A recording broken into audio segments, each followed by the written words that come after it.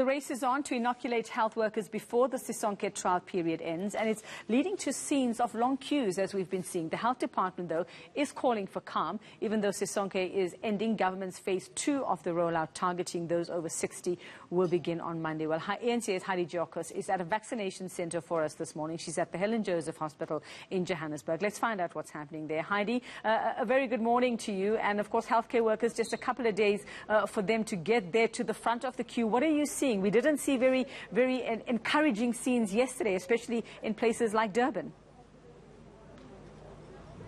Well, not encouraging scenes here if you look at it from the side of many people gathering in one space and very long queues. Uveka, as you can see, we are at the Helen Joseph Vaccination Centre where many people have gathered, the last rush to get their jab. We do know that the Sisonke trial is ending as of tomorrow, so of course many people are starting to panic because they think that they cannot get vaccinated as of tomorrow when the Sisonke trial ends. But we do know that the Department of Health in the province has indicated that there is no need to panic, as those who have not been inoculated will get an opportunity even beyond Monday when phase 2 begins. But of course there is some kind of panic and concern that perhaps the rollout of the vaccine process is not quick enough.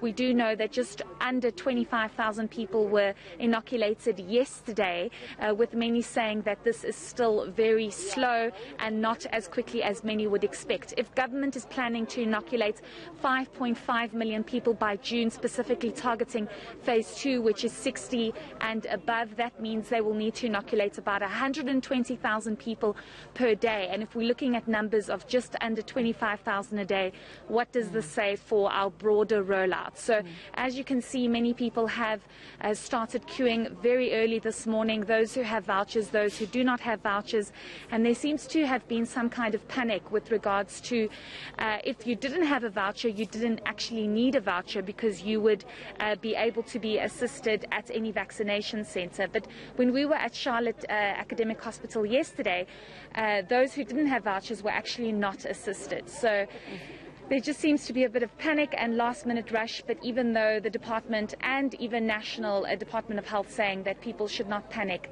they will get vaccinated. Of course, only targeting healthcare workers and support staff for now, despite many people having jumped the queue and eNCA seeing that for themselves and getting numerous SMSs saying that those who weren't supposed to be getting the jab were actually in the queue.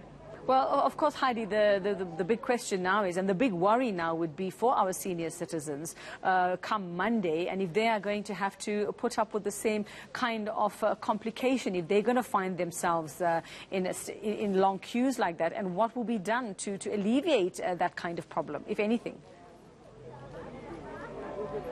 Well, Vivek, I think we can start off with the fact that nobody even knows how Monday is going to unfold, given the fact that nobody that has registered, well, the people that we've spoken to and engaged with, nobody has received an SMS to say that on Monday this is where you need to get vaccinated and this is the time, here is your voucher number.